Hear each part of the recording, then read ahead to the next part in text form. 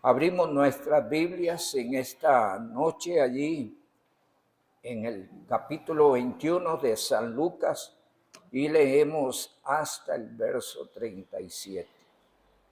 25 al verso 37. Lucas 21 es el texto base de nuestra predicación.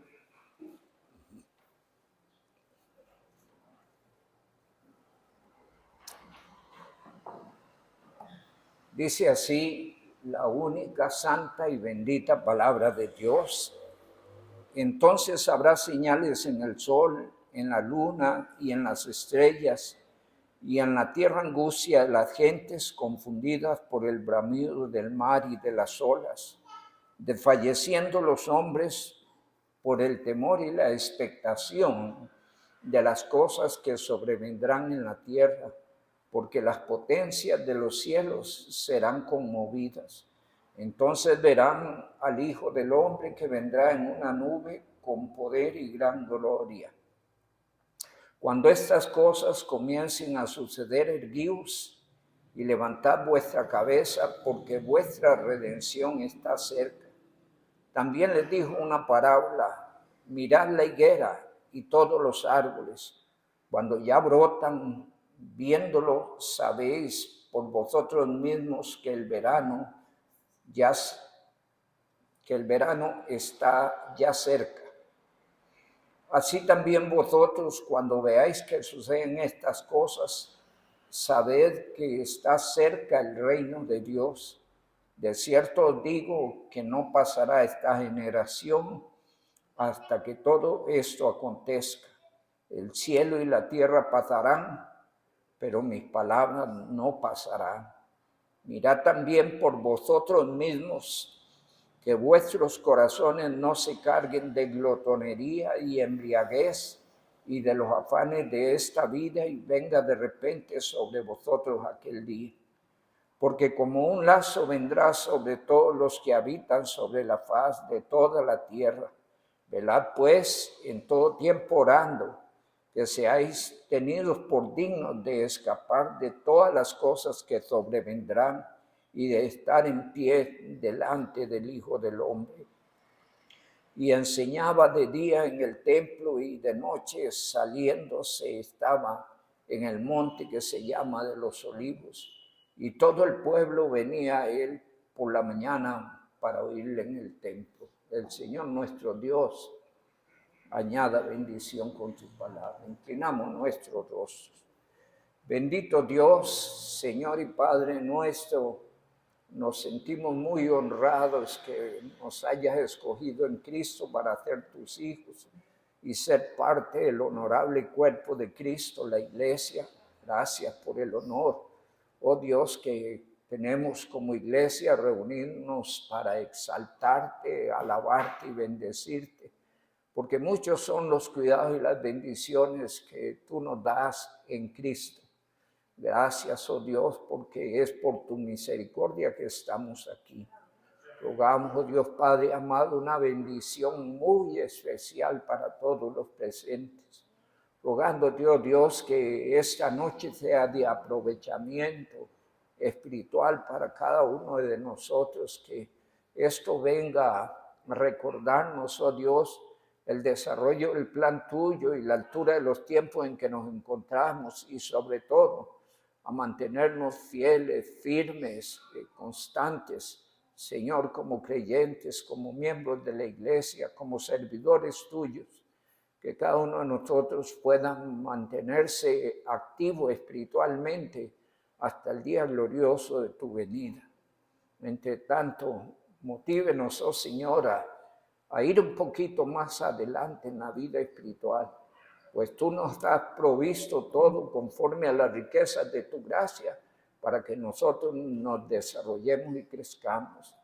Tú nos pides, oh Dios bendito, que pongamos toda diligencia, que en lo que requiere diligencia no seamos perezosos. Te rogamos, oh Dios bendito, en esta noche que tomes a tu siervo en tus manos bajo la dirección del Espíritu Santo, y que hoy tu palabra una vez más corra y sea glorificada. y produzca en cada uno de nosotros, Señor, un despertar, porque estamos claros, el tiempo está cerca. Te lo pedimos con acción de gracias en el nombre de Jesucristo. Amén.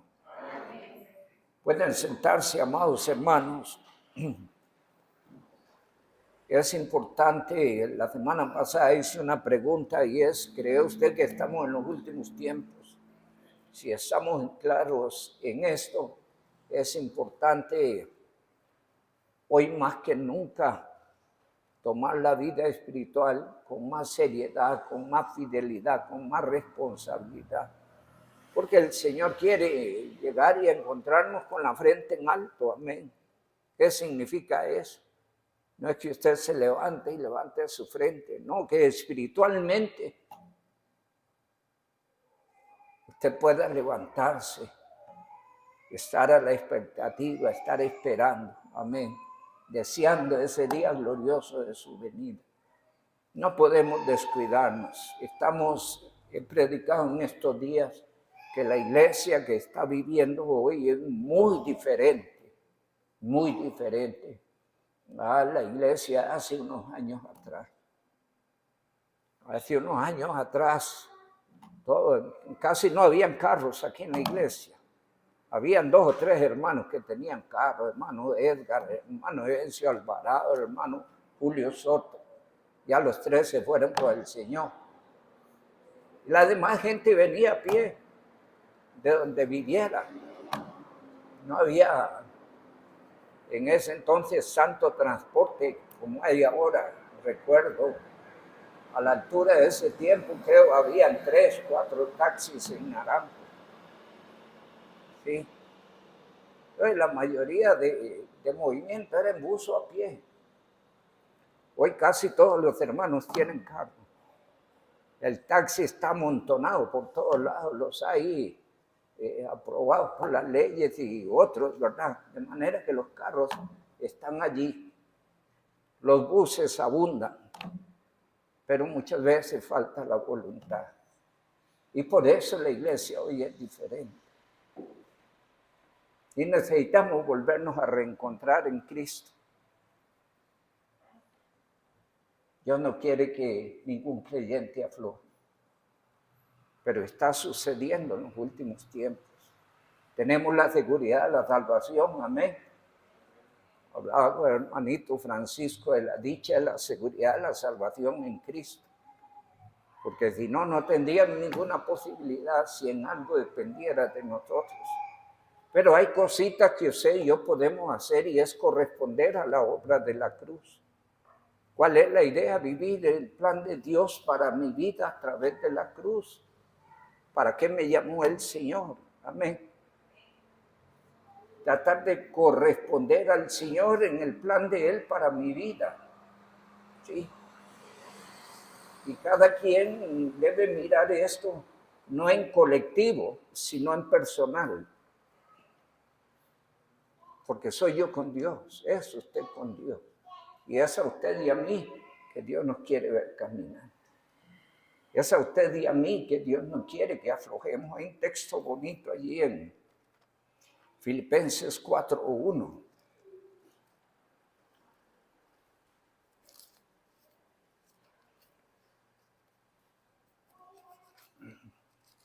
Dice la palabra. Cité la semana pasada que tiene por contexto verdades sublimes. Somos ciudadanos del cielo, verso 20. Amén. Capítulo 3, verso 20, somos ciudadanos del cielo. Verso 21, ya muy pronto el Señor va a transformar el cuerpo de la humillación nuestra. Y entonces aparece el 4:1, así que en base a esa sublime realidad, ¿qué cosa? Hermanos míos, amados y deseados, gozo y corona mía, estad así firmes en el Señor, amados. Y entonces en base a esa enseñanza, los 2 versículos finales del capítulo 3, el Señor llama a la firmeza,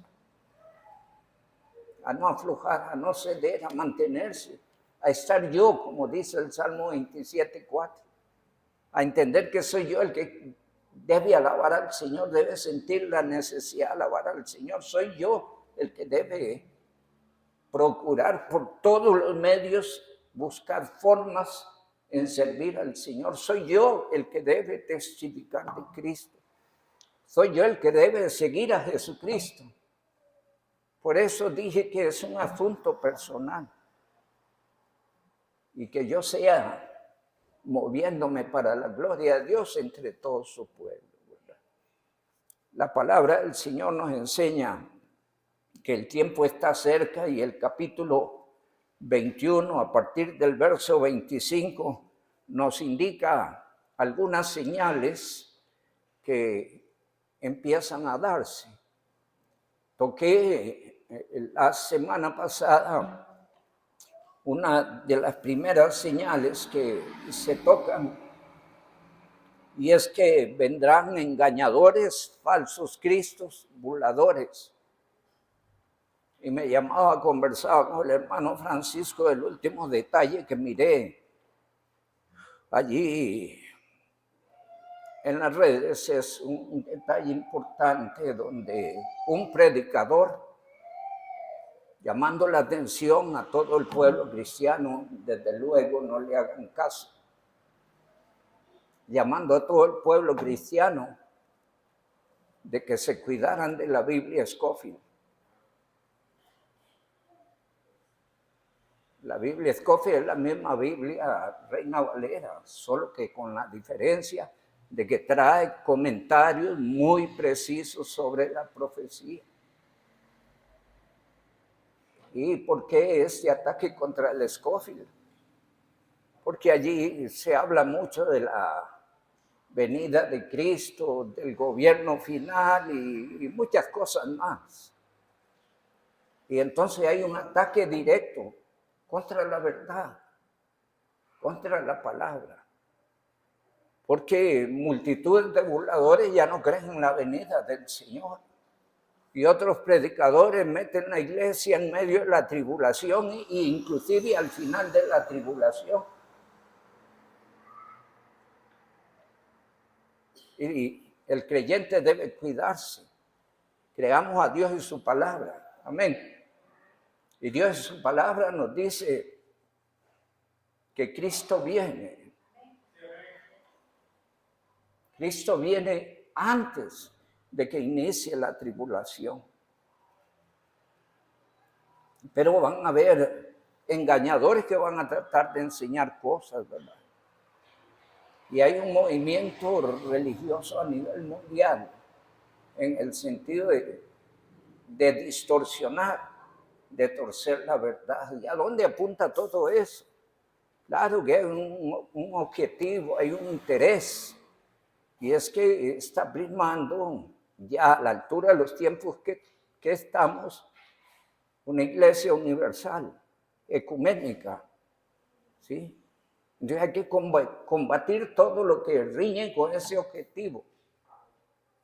Otros días hemos dicho que en los Emiratos Árabes se construyó un lugar de carácter ecuménico donde puedan reunirse los judíos, puedan reunirse los pseudocristianos y puedan reunirse los musulmanes. Y allí están 3 templos, porque la tendencia final es un ecumenismo con una sola religión. Estamos caminando en esos tiempos y hoy más que nunca hay que cuidarse. La palabra del Señor enseña en algunos textos diferentes a los dados la semana pasada. Dice la palabra del Señor en Efesios, parte del trabajo que se hace en las iglesias y es despertar a los creyentes en estas cosas para que los creyentes estén firmes en la verdad, estén firmes en la palabra. Y en el capítulo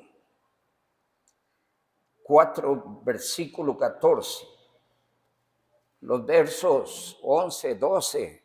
Hay un trabajo en favor de los creyentes para que los creyentes estén activos, ocupados en favor del cuerpo de Cristo, la iglesia, procurando que todos lleguemos a la unidad de la fe, que todos lleguemos a la estatura de Cristo. Y dice el verso 14, para que ya no sean niños fluctuantes, llevados por doquiera de todo viento de doctrina, por estratagema de hombres que para engañar emplean con astucia las artimañas del error. Por eso constantemente le decimos a la iglesia, estudie la Biblia todos los días.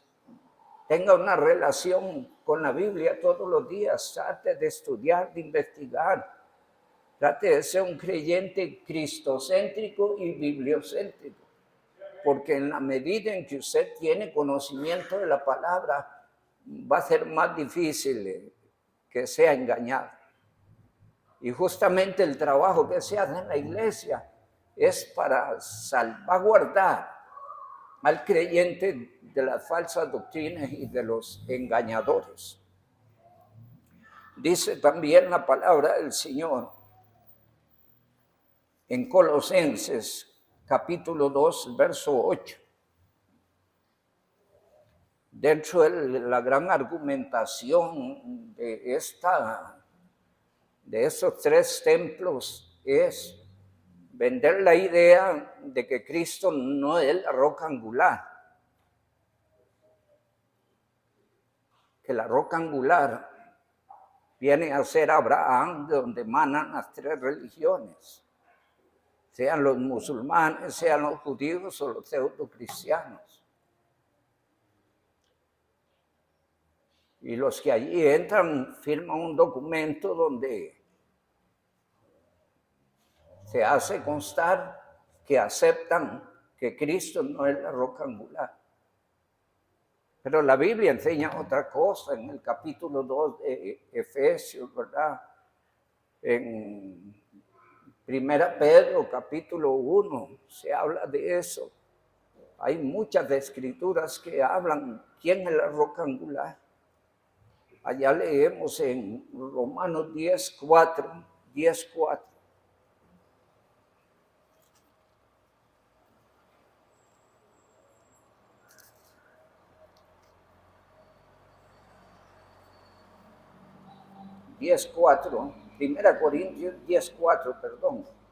Y todos bebieron de la misma bebida espiritual, porque bebían de la roca espiritual que les seguía, y la roca era Cristo. Cristo es la roca angular, es la piedra angular, es el fundamento que ha puesto Dios para salvación, para levantar su iglesia. Y desde luego usan un personaje bíblico muy importante. Estamos hablando de Abraham, para los judíos Abraham, para los musulmanes Abraham, y aún para el pueblo pseudo-cristiano Abraham. Y entonces usan elementos de confusión para disminuir la persona de Cristo. Dice Colosenses 2:8, mirad que nadie os engañe por medio de filosofías y huecas sutilezas según las tradiciones de los hombres, conforme a los rudimentos del mundo y no según Cristo, porque en él habita corporalmente toda la plenitud de la deidad, y vosotros estáis completos en él, que es la cabeza de todo principado y potestad. Pero el verso 8 dice a todos los creyentes que deben cuidarse, que no deben dejarse engañar, porque van a aparecer ponentes muy elocuentes, probablemente muy conocedores de la Biblia, que al creyente que no está estudiando la Biblia, no está bien anclado en el conocimiento bíblico, lo van a poner a patinar. Aún leemos en Mateo 24, donde dice que vendrán falsos cristos, falsos maestros, y harán grandes prodigios y señales. Y la parte que deseo destacar, y engañarán, si fuere posible, aún a los escogidos. Y no faltarán creyentes que estén patinando allí en ese lodazal de falsas doctrinas y enseñanzas.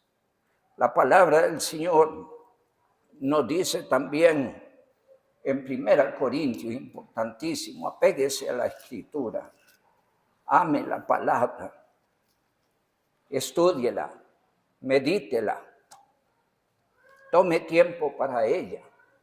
No simplemente leer, porque a veces leemos y no queda nada. Dios no quiere que usted lea la Biblia. Dios quiere que usted medite en la Biblia. Lo que allí está diciendo, lo que Dios le está enseñando a su vida. Leer la Biblia pudiera tornarse en un autoengaño en el sentido de que ya leí la Biblia. Y nos vendemos la idea, yo leo la Biblia. Dios quiere que medite en ella. Eso fue lo que Dios le dijo a Josué en el capítulo 1, verso 8. Que meditara en ella día y noche, no que leyera. Puede leer en la mañana y meditar todo el día en lo que leyó. No importa si trabajas o haces lo que, a menos que estés trabajando allí con la mente o qué sé yo. Pero te puedes meditar en lo que leímos. ¿Qué Dios me está enseñando? ¿Qué debo aprender? ¿Qué quiere Dios que yo haga? Y entonces habrá bendición en la lectura bíblica. Amén. Dice 2 Corintios 2:17. Pasajes hermosos que hablan del apóstol Pablo, de los mensajeros de aquel tiempo. Pues dice, no somos como muchos. Y allí esa primera frase nos mete en preocupación. ¿Cuál era la preocupación? Que hay muchos que enseñaban cosas diferentes, que habían ya muchos engañadores. ¿O acaso eso no fue lo que rodó a los Gálatas? ¿Y acaso no es por eso que el Señor dice en Colosenses 2:8 que no nos dejemos engañar? Dice la palabra, pues, no somos como muchos que medran falsificando la palabra de Dios, sino que con sinceridad, como parte de Dios, como de parte de Dios y delante de Dios, hablamos en Cristo. ¿Sí? Asegúrense, hermano, de portar la Biblia. Sea un creyente que lee la Biblia, que la estudia, por favor, que sigue las enseñanzas. Tome apuntes y repase allá en el tiempo que usted pueda tener en su casa. Constate lo que la Biblia dice y póngalo en tu corazón. Y dice el capítulo 4, verso 2. Antes bien, renunciando a lo oculto y vergonzoso, no andando con astucia, ni adulterando la palabra de Dios, sino por la manifestación de la verdad, recomendándonos a toda conciencia humana delante de Dios.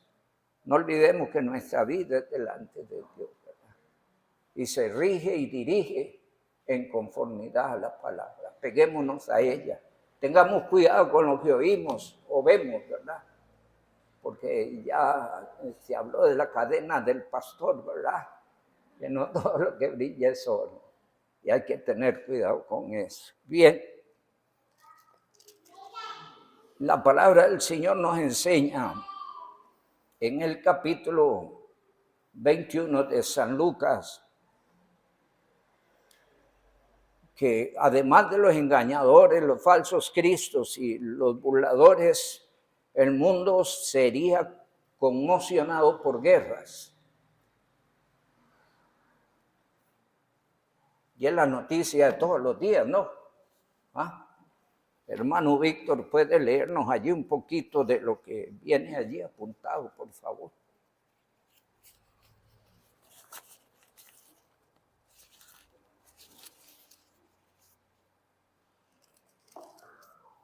Dice, realidad del mundo en los últimos tiempos.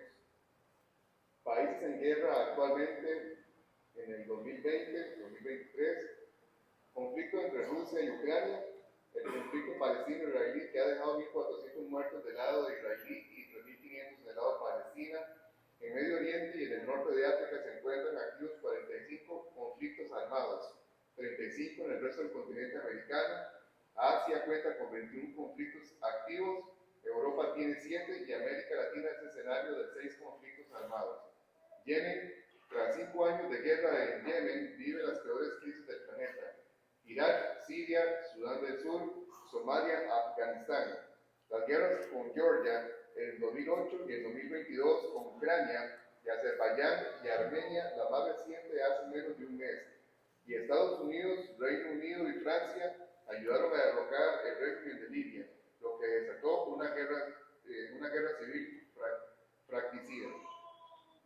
Gracias. Ahí solo un detallito de lo que en nuestro contexto está sucediendo. Y dice la palabra del Señor allí en Lucas 21, verso 7, le preguntaron diciendo, Maestro, ¿cuándo será esto y qué señal habrá? Verso 7, 21, 7. ¿Y qué señal habrá cuando estas cosas estén para suceder? Él entonces dijo, mirad que no seáis engañados, porque vendrán muchos en mi nombre, diciendo yo soy el Cristo, y el tiempo está cerca, mas no vayáis en pos de ellos. Verso 9, y cuando oigáis de guerras y sediciones, no os alarméis, porque es necesario que estas cosas acontezcan primero, pero el fin no será inmediatamente. Entonces, ¿qué está diciendo? Que vamos a empezar a ver todas estas cosas antes de que propiamente se entre en la parte final de la tribulación. Inclusive van a ser cosas que se van a estar sucediendo para la preparación de lo que es la primera parte de la tribulación. Porque esa primera parte de la tribulación va a entrar con un pacto de paz. Y para que haya un pacto de paz, previamente tienen que haber habido muchos conflictos. Ahora el mundo se está reacomodando en bloques, principalmente vemos dos bloques, uno occidental y encontramos el otro bloque compuesto por Rusia, compuesto por Irán, compuesto allí por muchos países opuestos, está China. Hay muchos países allí que están formando y actualmente vemos dos bloques. De esos dos bloques, ¿cómo será? Tendrán que acomodarse, dice la Biblia, con alianzas democráticas. Pero esas alianzas presentan el área intransigente, dictatorial y la otra de carácter democrático. Y eso lo deja ver la palabra del Señor en Daniel capítulo 2. Dice la palabra del Señor.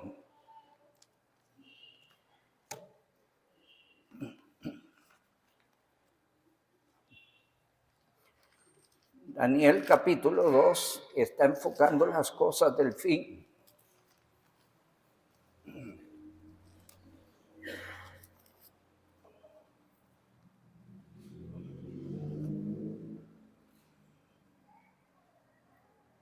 Capítulo 2, versos 41 al 43. Dice la palabra del Señor, y lo que viste de los pies y los dedos, en parte de barro cocido de alfarero y en parte de hierro, será un reino dividido, mas Habrá en él algo de la fuerza del hierro, así como viste hierro mezclado con barro cocido. Y por ser los dedos de los pies en parte de hierro y en parte de barro cocido, el reino será en parte fuerte y en parte frágil. Y así como viste el hierro mezclado con barro, se mezclarán por medio de alianzas humanas, pero no se unirán el uno con el otro, como el hierro no se mezcla con el barro, son materias incompatibles, no pueden mezclarse, pero van a tratar de unirse a través de alianzas democráticas, y de esas alianzas saldrán los 10 reinos que darán a luz al anticristo. Y todo esto está en juego, ahorita mismo está en juego. Todo esto se está moviendo. Todavía no se perfilan esas 10 naciones que tomarán el dominio, el control, pero las hay. Y tienen que entrar en acuerdos para definir las posturas que buscan un gobierno absoluto, cosa que todos los días suenan con trompeta. El gobierno absoluto, la religión única. Sí. Y entonces, allí caminan las cosas. Ya Daniel lo prevé y lo enseña a través de esto. Ya luego se puede leerse toda la interpretación del sueño, ¿verdad? Donde Daniel le explica al rey Nabucodonosor cada una de las partes de esa imagen que vio, donde le dice que él es la cabeza de oro, representada a través del reino babilonio. Luego le presenta el pecho de plata que representa a los medo-persas. Y luego presenta la parte de bronce que representa al gobierno griego bajo el dominio de Alejandro Magno. Y así empieza a describir todas las cosas, pero llega a una parte final donde se enfoca propiamente en los pies, en los dedos de los pies, y explica que a través de ello va a haber una alianza, que al final va a dar a luz el anticristo. Y él, inclusive de esas 10 naciones, pareciera que en un momento dado 3 se rebelan. Y entonces el gobierno del anticristo forma el 8º. Y sigue adelante, sin esas 3 las somete, las destruye, no sé qué hace. Pero la Biblia habla un poco de eso. Apocalipsis capítulo 17.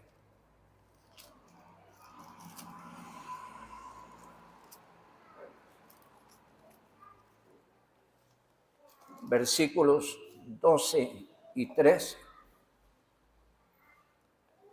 Usa muchas figuras. Daniel 7, hay que leer Daniel 2, Daniel 7, hay que leer el capítulo 8, hay que leer el capítulo 11, principalmente. ¿Por qué?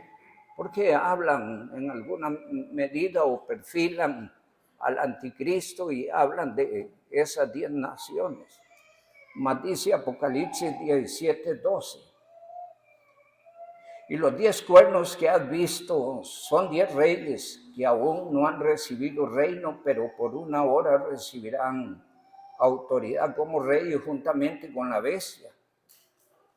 Estos tienen un mismo propósito y entregarán su poder y su autoridad a la bestia. Serán gentes afines a los intereses del anticristo. Y darán la autoridad para que él haga y deshaga, y a través de él pues, todo el mundo. Ahorita una de las propuestas que hay es un gobierno absoluto. La idea es que todas las naciones se conviertan en estados de ese gobierno absoluto. Y eso está sucediendo cuando hoy, en este momento, son noticias que están dándose. Así es que de esas guerras va a surgir justamente un reacomodo de las naciones que consolidarán 10 naciones y que presentarán al anticristo como un gobernante absoluto. En el versículo número 11 de nuestro texto encontramos una serie de señales que dice el Señor se estarán dando. Pero prestémosle mucho interés a esto primero, sí.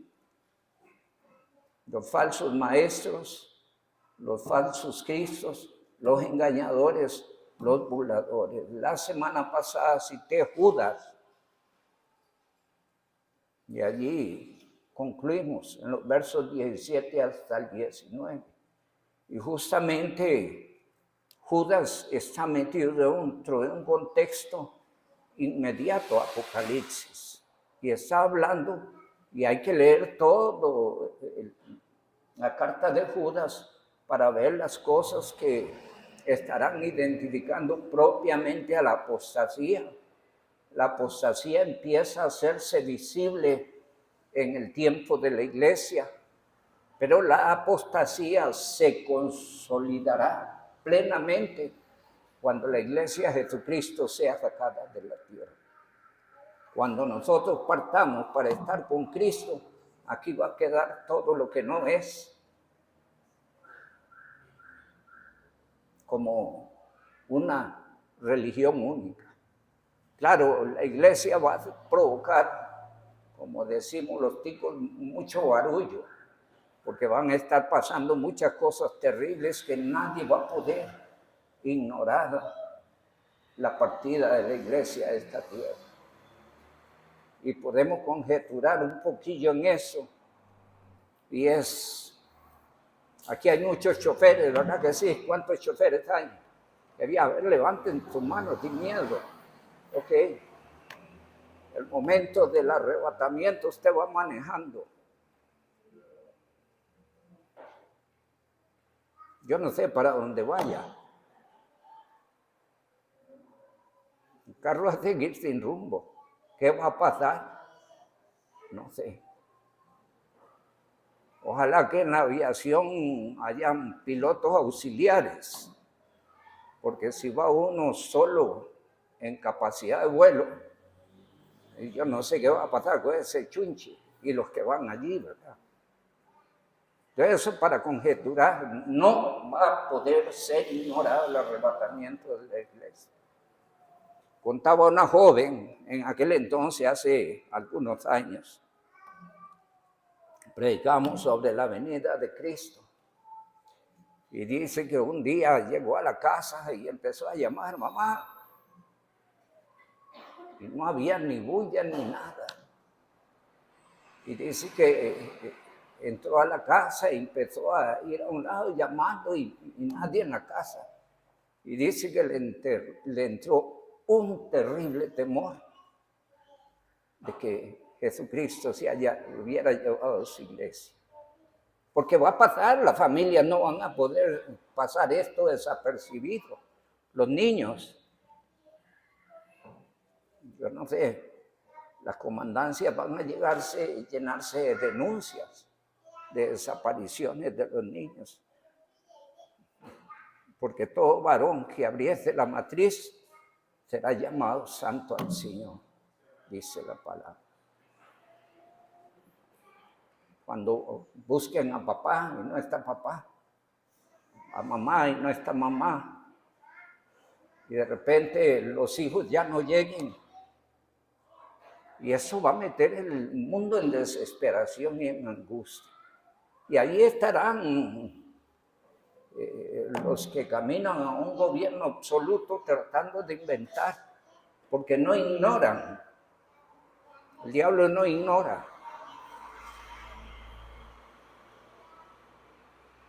Qué bendición para nosotros ser de Cristo. Amén. Esperamos su gloriosa venida.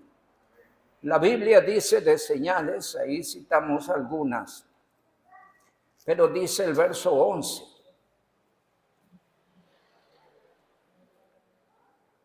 Y habrá grandes terremotos. ¿Le ha puesto usted atención a las noticias casi podemos decir en los 2 últimos años?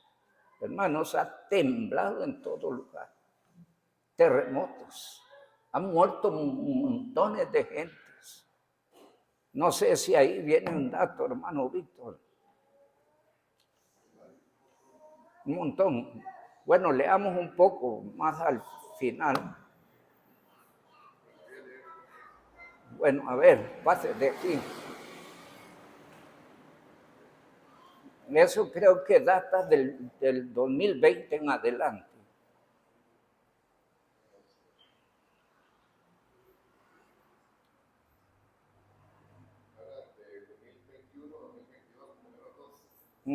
Sí, pero es una realidad, es que necesitamos ver ese asunto dentro de nuestro contexto, dentro del tiempo que estamos viviendo.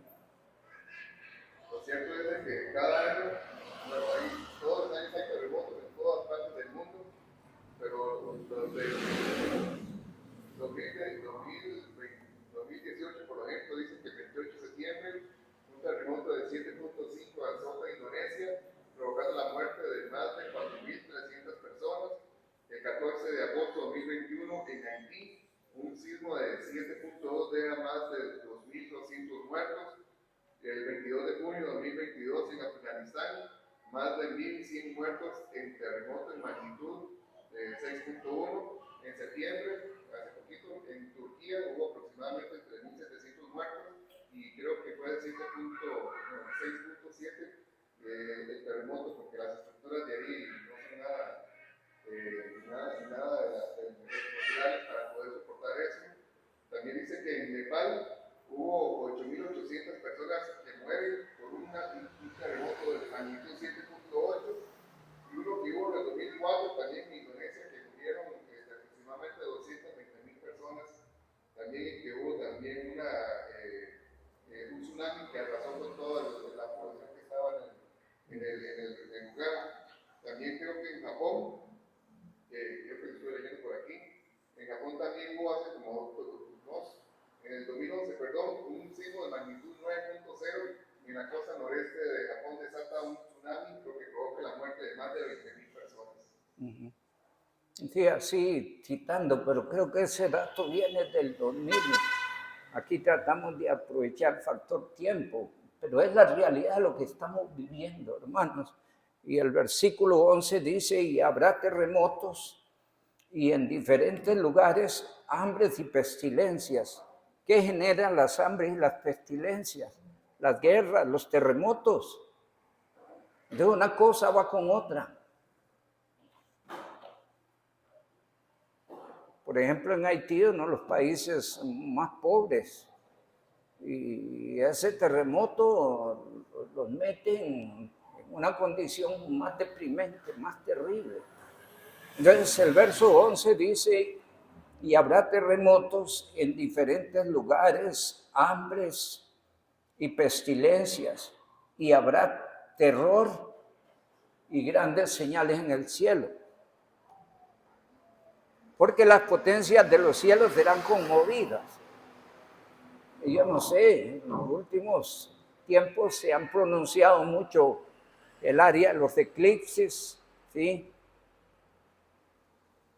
Pero además de eso, hemos visto que de repente, por el aspecto climatológico, han habido granizadas impactantes. Yo creo que ese dato no lo traje aquí, pero espero que usted dé noticias, granizos del tamaño así, granizos fulminantes, ¿sí? ¿Y a dónde ha caído eso? En toda parte, en todas partes. En muchos países, no sé si ese dato viene ahí, hermano Víctor. Veamos a ver algunos.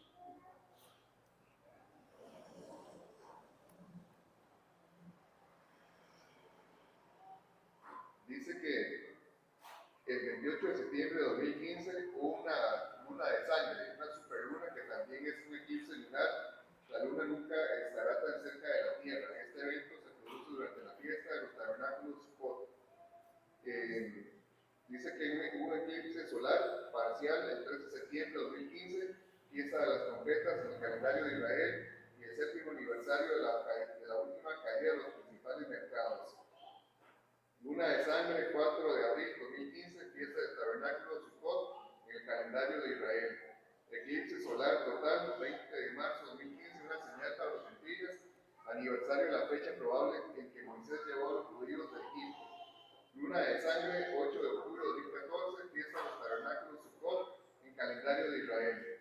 Luna de sangre, 15 de abril de 2014, iniciará la tetra tiempo durante el cual 4 eclipses lunares consecutivos con todos los eclipses totales, presagio de una sangrienta guerra mundial. Cometa Aizu, 28 de noviembre de 2013, la NASA ha anunciado que este año se podrá ver un cometa con una cola brillante como la luna llena. Gracias, hermano. Joel es un libro profético. Joel está después de Oseas, en el capítulo 2 de Joel. Dicen los capítulo 2, versículos 30 y 31. Él trata un conjunto de cosas, desde el verso 28 hasta el verso 32. Habla de un conjunto de cosas que tienen que ver con la venida del Espíritu Santo, pero también tienen que ver con cosas que se darán propiamente en el tiempo de la tribulación, donde dice el verso 30 y verso 31, y daré prodigios en el cielo y en la tierra, sangre y fuego y columnas de humo, el sol se convertirá en tinieblas y la luna en sangre, antes que venga el día grande y espantoso de Jehová. ¿Cuál es el día grande y espantoso de Jehová? Y van a hacer cosas que se están dando previamente antes, propiamente de la gran tribulación. Cosas que los creyentes estamos viendo. Pero hay una cosa que preocupa, y es que el creyente, viendo y siendo consciente de la altura de los tiempos en que está, las cosas que están sucediendo, aún se mantiene adormecido. Y siempre me llama la atención y en alguna medida espanta cuando lees en Mateo 25 el anuncio de la venida del esposo. Y tanto los pseudo cristianos que están en los templos como los verdaderos cristianos, los unos y los otros están dormidos. Como dice un dicho, nos hemos dormido en los laureles. Y creo que muchos vamos, que dicha que la salvación está segura en Cristo. Porque el dormido va a ser despertado, el arrebatamiento. Pero nadie debería dormir. No podemos pagarle al Señor lo que Él ha hecho. ¿Cómo podíamos pagarle?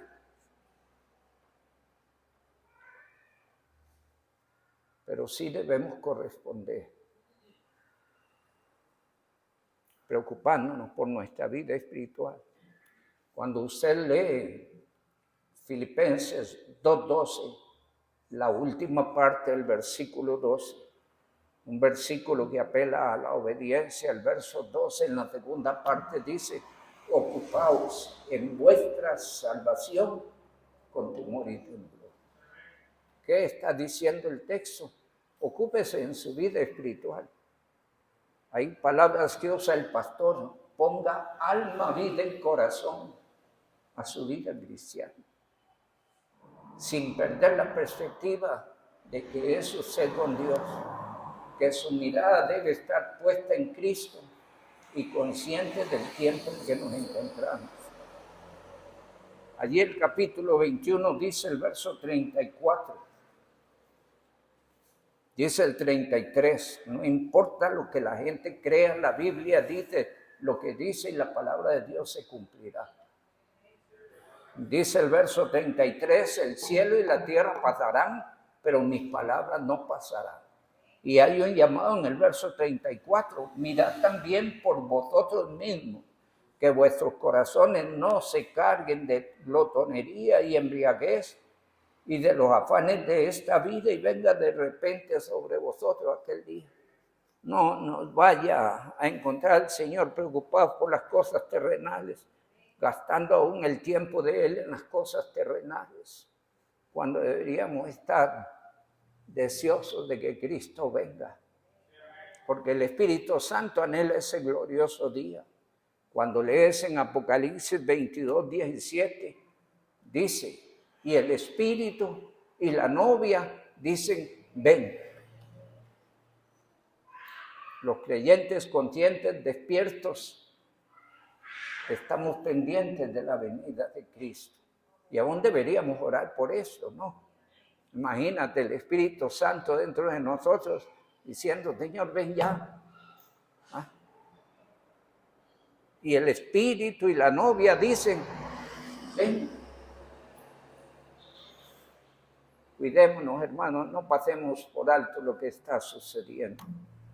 Yo trato de obtener una información para dársela a ustedes, pero quiera Dios que el estudio de la palabra que estamos teniendo le inquiete a usted a hacer sus propias investigaciones y documentarse, por favor, porque es usted el que Dios quiere que esté despierto.